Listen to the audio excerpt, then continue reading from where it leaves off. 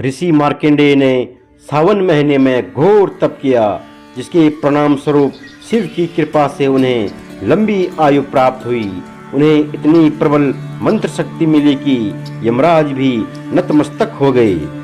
सावन महीना ही वह महीना है जब मां पार्वती की तपस्या फलीभूत हुई थी। सावन का महीना व्रतों और उत्सवों का पर्व है।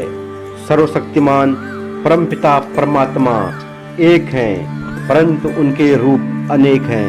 भगवान शिव की शक्ति अपरंपार है। वह सदा ही कल्याण करते हैं। वह विभिन्न रूपों में संसार का संचालन करते हैं। सच्चिदानंद शिव एक हैं। वे गुणातीत हैं और गुणमय हैं। एक और जहां ब्रह्म रूप में वह सृष्टि की उत्पत्ति करते हैं, वहीं विष्णु रूप में सृष्टि का पालन करते हैं तथा शिव रूप में वह सृष्टि का संहार भी करते हैं। भक्तजन अपनी किसी भी मनोकामना की पूर्ति के लिए भगवान शिव की उपासना करते हैं तथा शिवलिंग का पूजन करते हैं। शिवलिंग भगवान शिव का ही रुद्र रूप है। सावन के महीने में हरे रंग का पहनावा शुभ माना जाता है और इसके पीछे कई धार्मिक और सांस्कृतिक कारण होते हैं। सावन का महीना मानसून का समय होता है, जब चारों ओर हरियाली छा जाती है। हरा रंग प्रकृति, नई जीवन और ऊर्जा का प्रतीक है। भगवान शिव को सावन का महीना अति प्रिय है। इस महीने में भोलेनाथ और माता पार्वती की पूजा करना अत्यंत फलदायी माना जाता है। सावन में शिवलिंग पर जल और बेलपत्र अर्पित करने से सभी मनोकामनाओं की पूर्ति होती है। सावन में हरे रंग का भी विशेष महत्व होता है। भक्तजनों, शिव पुराण में सावन महीने के महत्व को लेकर विशेष उल्लेख है। सावन का महीना भगवान शंकर को अति प्रिय है। एक मान्यता यह भी है कि श्रुति का अर्थ वेद होता है।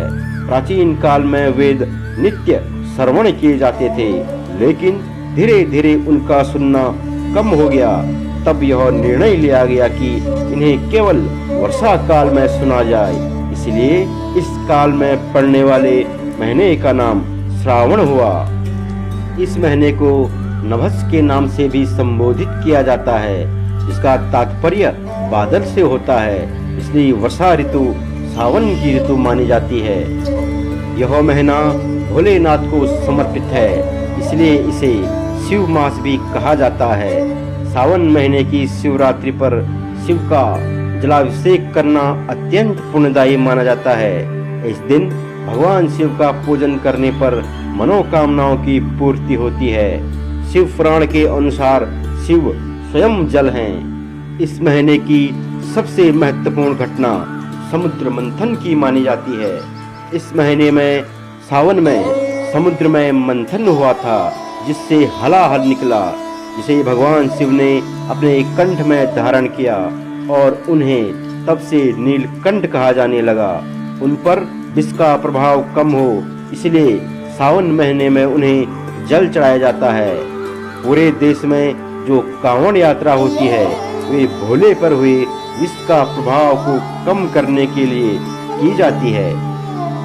भगवान शिव इस महीने में सृष्टिकर्ता भी कहलाते हैं, क्योंकि सावन में भगवान विष्णु 4 महीने के लिए योग निद्रा में चले जाते हैं और सृष्टि के संचालन का भार भगवान शिव को सौंप देते हैं। इसलिए भगवान शिव सावन में सर्वे सर्वा देवता हैं। वे सावन महीने के प्रधान देवता हैं। इस अवधि में शिव के शिव तत्व की आराधना अर्चना करने से भगवान शिव प्रसन्न होते हैं। एक मान्यता यह है कि भगवान शिव सावन में ससुराल चले जाते हैं और यही समय होता है जब उनकी कृपा भूलोकवासी पा सकते हैं। भक्तजनों, भगवान शिव की महिमा और शक्ति अनंत हैं। वह त्रिलोक के स्वामी हैं और सृष्टि पालन और संहार के अद्वितीय स्वरूप हैं।